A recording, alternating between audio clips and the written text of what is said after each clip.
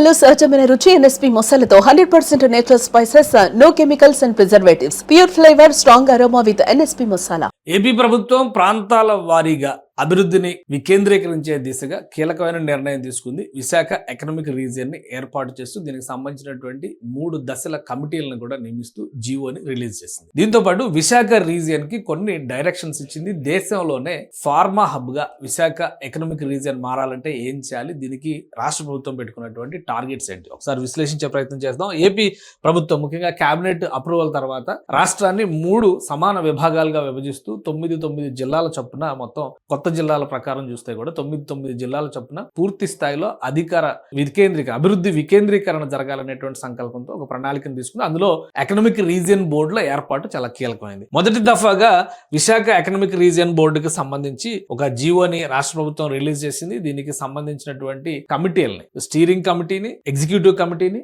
Implementation కమిటీని నియమించింది. దీంతో పాటు కొన్ని టార్గెట్లను కూడా నిర్వచించేటువంటి ప్రయత్నాలు రాష్ట్ర ప్రభుత్వం చేస్తుంది. దీనికోసం ఒక ప్రణాళికని ఆవిష్కరించేటువంటి ప్రయత్నం జరుగుతుంది. దీనిలో ఏమేమి పెట్టబోతుంది చూద్దాం. Prioritised interventions to make VR అంటే Visakha economic region the number 1 pharma cluster in India by 2032 అంటే 2032 నాటికి దేశంలోనే ఇది నంబర్ 1 ఫార్మా క్లస్టర్ గా మార్చాలనేటువంటి సంకల్పంతో రాష్ట్ర ప్రభుత్వం అడుగులు వేస్తుంది. చాలా ముఖ్యమైనటువంటి నిర్ణయంగా దీన్ని మనం చూడవచ్చు. ప్రస్తుతం 7 to 8% అంటే 7 నుంచి 8% ఇండియా ఫార్మా మార్కెట్ కి సంబంధించి విశాఖ రీజియన్ 7 నుంచి 8% ఇస్తుంది. అంటే దానిలో గుజరాత్, మహారాష్ట్ర, ఇది తెలంగాణ, తర్వాత హిమాచల్ ప్రదేశ్, తర్వాత ఏపీ ఆ స్థానంలో ఉంది. అంటే 5వ పొజిషన్ లో ఉంది. ఇందులో Visakha region 90% gross value added, pharma gross value added లో 90% విశాఖ రీజియన్ ప్రొడ్యూస్ చేస్తుంది. అంటే 1.5% లో 1.4% ఈ రీజియన్ నుంచే వస్తుంది. కాబట్టి నెక్స్ట్ స్టేజెస్ లో చూస్తే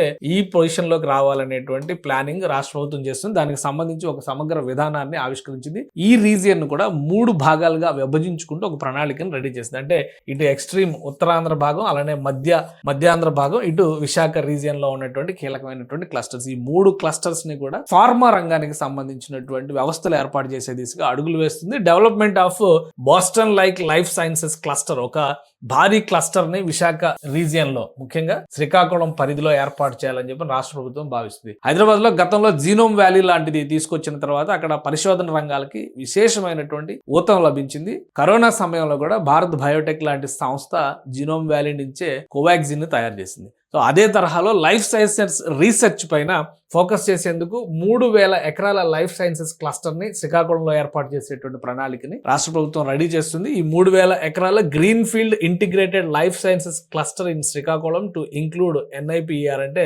national institute of pharma education and research. Pharma education research కి సంబంధించినటువంటి వ్యవస్థని, జాతీయ స్థాయి సంస్థను అక్కడ తీసుకొచ్చే ప్రయత్నం జరుగుతుంది. Local drug testing, common facilities, incubation సెంటర్లు, ఆఫీస్ స్పేస్ ఇవన్నీ కూడా క్రియేట్ చేయాలని చెప్పనుకుంటే మొత్తం 3000 ఎకరాల క్లస్టర్ లో ఇది ఎక్స్ట్రీమ్ శ్రీకాకుళం పరిధిలోకి ఉండేటువంటి ప్రాంతం. ఆ ప్రాంతంలో వైద్య విద్యను అభ్యసించిన వాళ్ళకి అద్భుతమైనటువంటి అవకాశాలు వచ్చే ఛాన్సెస్ ఉంటాయి. అలానే ఇండస్ట్రీస్ వచ్చిన తర్వాత, ఫార్మా రిలేటెడ్ పరిశ్రమలు వచ్చిన తర్వాత అక్కడ ఉద్యోగ అవకాశాలు కూడా పెరుగుతాయి. సో ఇంకొకటి 500 ఎకరాల మెడిటెక్ జోన్ 2.0 కి ప్లాన్ చేస్తుంది. ఇక్కడ చూస్తే ఎగ్జిస్టెడ్ ఫార్మా క్లస్టర్ ఒకటి విశాఖలో ఉంది, ఆల్రెడీ ఎగ్జిస్టెడ్ మెడిటెక్ జోన్ కూడా ఉంది. అంటే APMTG అని చెప్పని అంటారు అనమాట. APMTG ఆల్రెడీ అక్కడ పనిచేస్తూ ఉంది. ఇక్కడ కూడా ఇప్పుడు ప్రొడ్యూస్ అవుతున్నటువంటి 1.4 అని చెప్పిన ఏదైతే అనుకున్నా ఎక్కువ శాతం మెడిటెక్ జోన్ లో కూడా అక్కడ జరుగుతుంది. ఈ 2 రీజియన్స్ నుంచే ప్రొడక్షన్ అనేది జరుగుతుంది. సో దాన్ని దృష్టిలో పెట్టుకొని విశాఖ పరిధిలో మరొక 500 ఎకరాల్లో మెడిటెక్ జోన్ మరొక దాన్ని ఏర్పాటు చేయాలని చెప్పని భావిస్తున్నారు.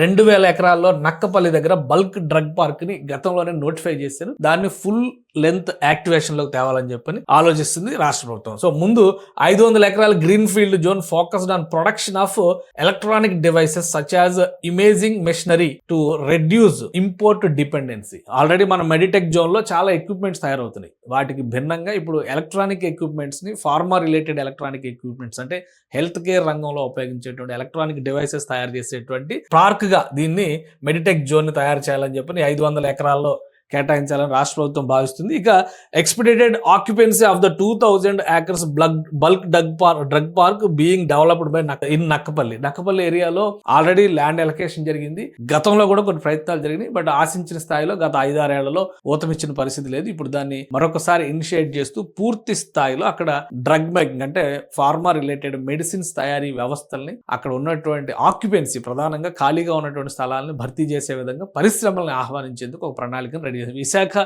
రీజియన్ కి ఫస్ట్ టాస్క్ కింద దీన్ని మనం చూడాల్సి ఉంటుంది. We are 3rd largest meditech cluster in India. అంటే క్లస్టర్స్ లో మెడిటెక్ క్లస్టర్స్ లో ఇండియాలోనే ఇది నంబర్ 1 పొజిషన్ లోకి వెళ్ళేటువంటి అవకాశం ఉన్న రీజియన్. ఆ విధంగా తీర్చిదిద్దేటువంటి ప్రయత్నాలు జరుగుతున్నాయి. ప్రస్తుతానికి ఇది 3rd పొజిషన్ లో ఉంది. దేశంలోనే నంబర్ 1 పొజిషన్ లోకి వెళ్ళడానికి అవకాశం ఉంది. ఇప్పుడు మెడిటెక్ జోన్స్ లో వీఆర్ 0.15 కంట్రిబ్యూషన్, గురుగ్రామ్ 3.35 కంట్రిబ్యూషన్తో నంబర్ 1 పొజిషన్. అంటే దీన్ని డబల్ చేయడం అనేది పెద్ద కష్టమైనది కాదు. ఈ అరేంజ్మెంట్స్ అన్నీ కూడా వస్తే కనుక నంబర్ 1 పొజిషన్లోకి తీసుకెళ్ళడానికి అవకాశం. అంటే విశాఖ ఎకనామిక్ రీజియన్ బోర్డుకి ఫస్ట్ ఇస్తున్నటువంటి టార్గెట్ ఫార్మా రిలేటెడ్ క్లస్టర్స్ని, ఫార్మా రిలేటెడ్ పరిశ్రమల్ని పెద్ద ఎత్తున ఉత్తరాంధ్ర రీజియన్లో డెవలప్ చేయాలనేటువంటి ఆలోచన కనిపిస్తుంది. ఇంకొకటి అడిషనల్గా దీనికి జరగబోయేది ఏంటంటే ఇది కేవలం విశాఖ రీజియన్ పరిధిలో ఉన్నటువంటి ప్రణాళిక మాత్రమే. దీనికి అదనంగా గోదావరి జిల్లాలో, ఉభయ గోదావరి జిల్లాలు కూడా విశాఖ ఎకనామిక్ రీజియన్ పరిధిలోనే ఉన్నాయి.